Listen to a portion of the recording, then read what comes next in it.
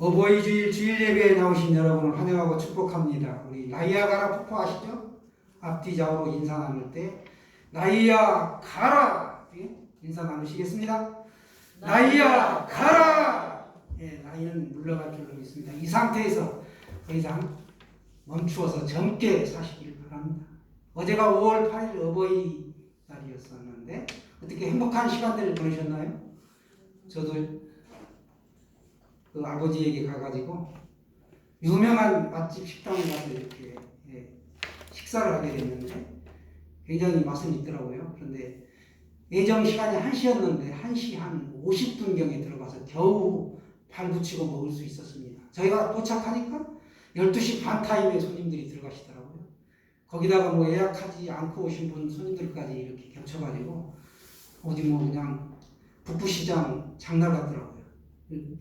야, 역시 그래도 요즘에도 되는 데는 되는구나. 그리고 우리나라는 아직도 부모님을 모시는 그 가족 단위의 행사가 참 많구나 하는 걸 느낄 수 있었습니다.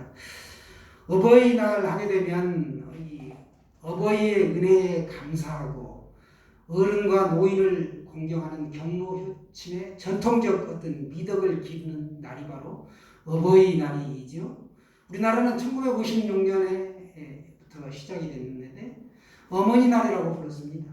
그러다가 1973년부터는 어버이날로 지켜오고 있습니다. 아버지들이 소외받는다 해가지고 똑같은 부모인데 아버지가 빠졌다 해서 어버이날로 지켜오고 있습니다. 어버이가 없이는 내가 세상에 존재할 수 없고 우리도 누군가의 어버이가 됩니다. 우리는 어머니 아버지가 어떤 분인지를 제대로 알아야 합니다. 그것이 효의 출발이기 때문에 그렇죠. 한자로 효도할 효자 이렇게 보시면 자식이 노인을 이렇게 업고 가는 그런 형상입니다. 자식이 부모를 업었으니 부양한다는 뜻이지요. 고대 중국에서는 부모에게 불효한 자식은 올빼미 재판에 해부했다고 합니다. 올빼미는 어려서는 제 어미의 젖을 먹고 자라지만 장성한 다음에는 그 부모를 잡아먹습니다. 그래서 불효하는 새라는 것이죠. 그들은 이 새를 보기만 하면 모조리 잡아 죽였고 그것으로 부족하여 올빼미 사체를 많은 사람들 앞에 이렇게 전시하는 것, 그것이 관례였습니다. 이처럼 부모에게 잘못을 범한, 죄를 범한 사람도 죽여서 그 머리를 만인 앞에 전시한 형을 집행하곤 하였습니다. 사극을 보면 중재인을 이렇게 목을 베인 다음에 그 머리를 긴 장대에 매달아 본보기로 보이는 형을 집행하는 걸 볼 수 있습니다. 이를 효수라고 합니다. 즉 올빼미 머리다라고 하는 것이죠. 잠언 30장 17절에도 보시게 되면 아비를 조롱하며 어미 순종하기를 싫어하는 자의 눈은 골짜기에 까마귀에게 쪼이고 독수리 새끼에게 먹히리라 이렇게 말씀하고 있습니다. 불효하면 까마귀만도 독수리만도 즉 짐승만도 못하다는 것이죠. 성경의 가르침은 부모의 공경함이 인류의 도덕이며 이웃을 사랑하라는 하나님의 계명의 완성이라고 했습니다. 눈에 보이는 부모를 사랑하지 않고 섬기지 못하는 사람은 하나님을 사랑할 수 없다라고 오늘 말씀하고 있습니다. 부모를 공경하면 하나님께서 그 가문과 자손에게 어떠한 복을 주십니까? 자손이 잘 되는 복을 줍니다. 또 그 하는 일이 잘 되고 장수하게 되고 그 가정에 대대로 복을 받게 되죠. 그리고 또 이웃에게 칭송을 들을 뿐만 아니라 모든 것이 복된 삶으로 이어진다는 사실입니다. 하지만 오늘날 이 세대는 점점 약해져서 악해져서 부모에 대한 효도 개념이 점점 희미해져 가고 있습니다. 바울은 오늘 디모데후서 3장에서 말씀하기를 말세에는 고통하는 때가 이른다. 그런데 그때에는 어떠한 징조들이 나타나는가 하면 부모를 거역한다. 그리고 돈을 사랑한다. 사람들이 자기를 사랑한다. 이런 징조들이 나타난다는 거예요. 왜 그런가? 지금 우리가 부모님을 거역하는 시대에 살고 있기 때문에 그렇습니다. 부모가 자녀에게 본이 되지 못하는 이유도 있겠지만 이 시대가 종말의 때이고 또 타락한 시대이기 때문에 그렇다는 것이죠. 그래서 종교개혁자 마틴 루터는 말하기를 부모는 세상에서 하나님의 대리자이다. 우리는 부모님을 하나님 다음으로 높여야 한다라고 말했습니다. 어머니, 아버지는 내 생명의 뿌리이죠. 그리고 생명의 통로가 됩니다. 부모에 의해서 우리 육체가 조성되었고 하나님의 자녀가 되었기 때문입니다. 옛말에 아이들이 어려서는 부모의 발을 밟지만 커서는 부모의 마음을 받고 자란다. 이렇게 말했습니다. 그 부모는 안지나 서나 그저 자식 생각뿐이죠. 오늘 본문 잠언 23장 22절 말씀 우리 한번 더 다 같이 보도록 하겠습니다. 22절입니다. 시작. 너를 낳은 아비에게 청종하고 내 늙은 어미를 경히 여기지 말지니라. 아멘. 너를 낳은 아비에게 청종하고 내 늙은 어미를 경히 여기지 말라. 부모님께 순종해야 할 의무를 오늘 강조하고 있습니다. 우리가 왜 순종해야 합니까? 단순히 나를 낳아주신 부모님이기에 내가 순종하는 그 차원의 단계를 넘어 도덕적이거나 혈연적인 관계일 뿐만 아니라 부모님을 통해 하나님의 사랑과 권위를 보여주시기 때문에 그렇습니다. 부모님을 통하여 우리가 하나님의 사랑과 권위를 알 수 있다는 것이죠. 그래서 너를 낳은 아비에게 청정하라. 이렇게 오늘 말씀하고 있습니다. 부모의 훈계에 귀를 기울여야 한다는 것이죠. 그들이 갖고 있는 삶의 그 풍부한 경험, 이거 중요하죠. 그러나 그 차원을 넘어서 내게 생명을 부여해 주신 분이기 때문에 그렇습니다. 하나님이 부모를 통하여 자식에게 생명을 주셨습니다. 내 늙은 어미를 경히 여기지 마라. 이것은 늙고 연약한 어미를 가볍게 여기지 말라라는 뜻이죠. 젊은 어머니가 아니죠. 늙은 어미는 연약하고 힘이 없습니다. 가진 게 없습니다. 그래서 영향력이 없기 때문에 어떤 이익을 기대할 수 없습니다.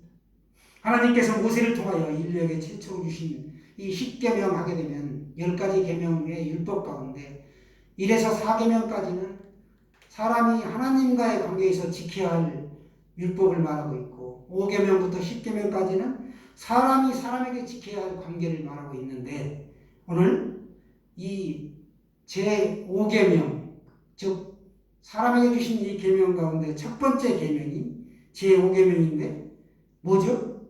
내 부모를 공경하라. 그 말씀이 어디에 나오느냐? 출애굽기 20장 12절에 나옵니다. 우리 한번 같이 읽겠습니다.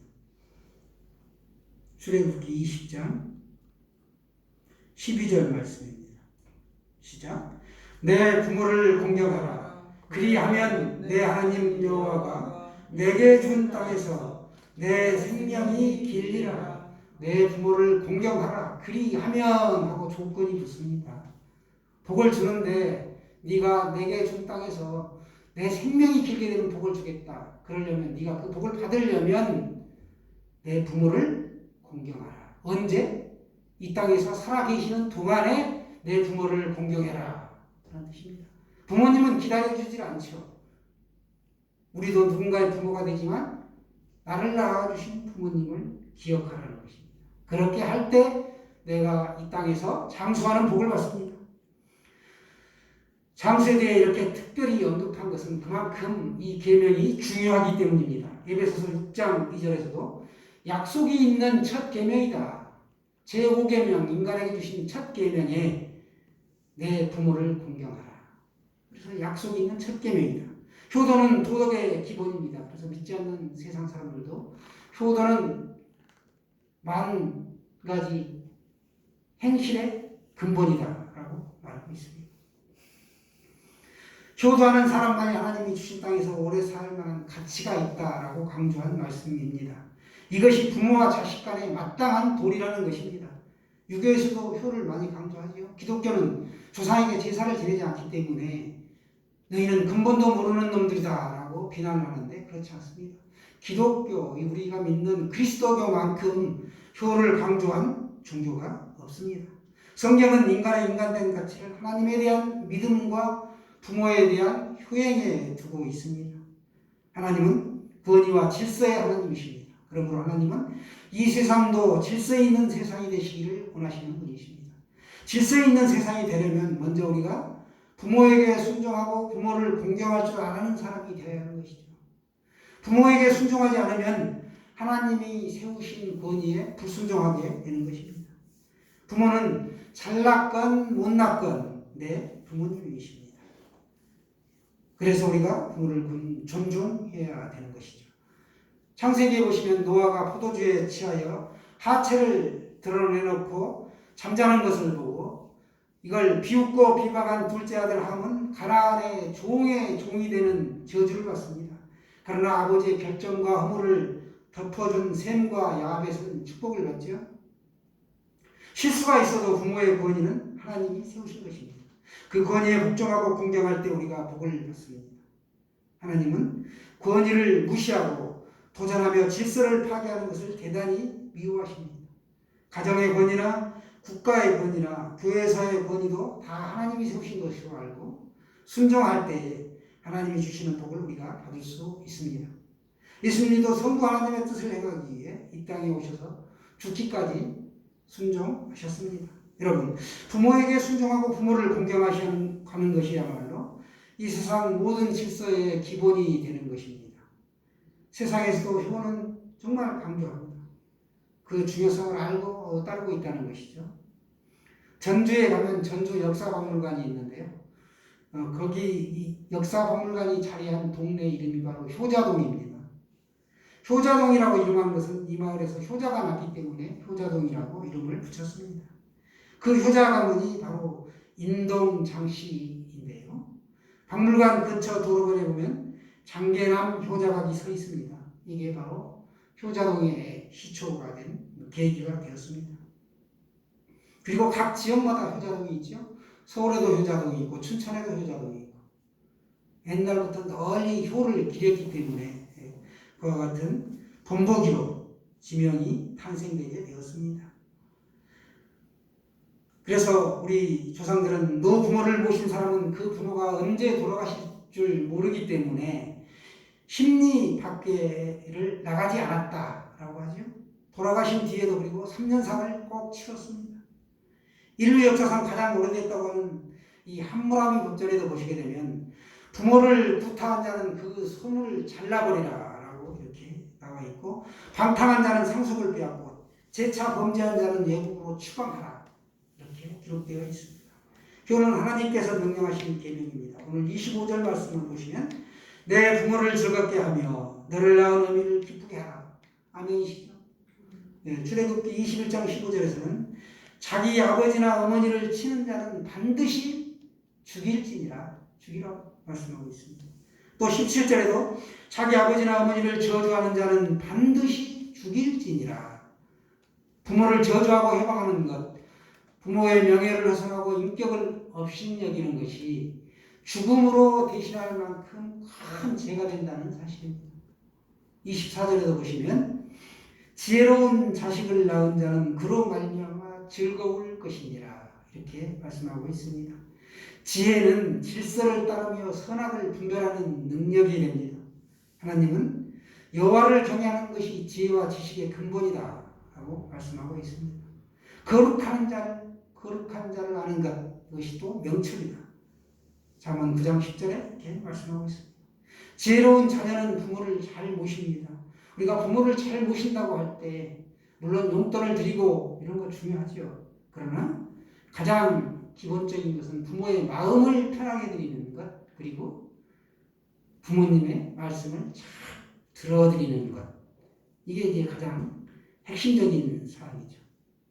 나이 드신 부모님에게 대답을 잘하는 것, 이게 참 중요합니다. 그게 쉽지 않아요. 묻는 것도 묻고 또 부모가 연세가 되시면 자꾸 묻는 걸 또 묻고 하십니다.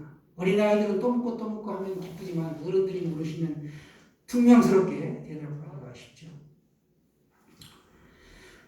궁금증에 대해 분명하게 대답을 해드리고 그분들이 살아오신 이야기 또 살아가는 이야기를 잘 들어드리는 것, 이것이 바로 부모님을 즐겁게 해드리는 가장 중요한 방편이 됩니다. 또 권위를 세워드리고 부모님을 자랑하는 자식이 되는 것도 중요합니다. 지금의 내가 있기까지는 그분들의 보이지 않는 희생이 큰 밑거름이 되었다는 사실을 우리가 결코 잊어서는 안 되는 것이죠. 우리는 마음을 들여 부모님을 공경해야 합니다. 그렇게 오늘 26절에서 말씀합니다. 내 아들아 내 마음을 내게 주며 합니다. 마음은 사랑과 정서의 원천이 되는 심장부를 말합니다. 마지못해 형식적으로가 아니라는 것이죠.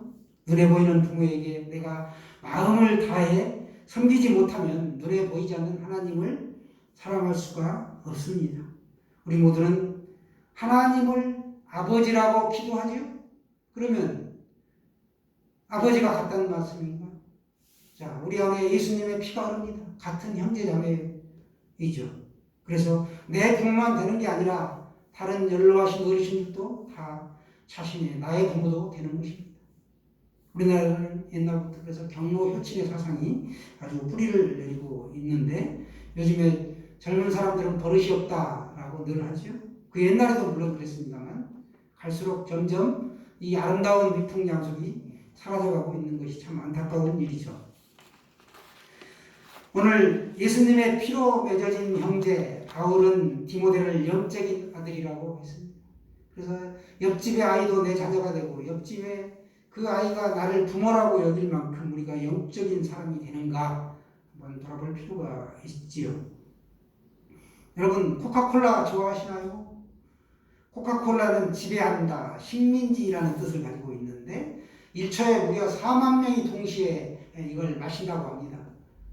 지금 유엔 회원 가입국이 195개국으로 알고 있는데 유엔에 가입하기 전에 유엔이 그 어떤 제도를 실행하기 전에 코카콜라가 그 나라에 먼저 들어가서 그 나라를 지배한다는 것이죠. 코카콜라는 불과 130년의 역사를 가지고 있는데 이렇게 영향력이 막대합니다. 널리 퍼져 있죠. 그러나 이 음료는 우리에게 생명을 단축시킵니다. 복음은 2000년이 넘는 역사를 가지고 있습니다. 우리의 생명을 살립니다. 하나님의 뜻은 가정이 잘 세워지는 것, 그리고 우리 모두는 오이코스, 확장된 가족의 일원이 되어서 가장 사역자로 세워지기를 원하십니다. 사랑하는 성도 여러분, 하나님을 잘 섬기며 우리가 부모님께 효도합시다. 중요하죠. 부모님을 공경합니다. 공경한다는 것은 존경하고 사랑한다는 뜻입니다.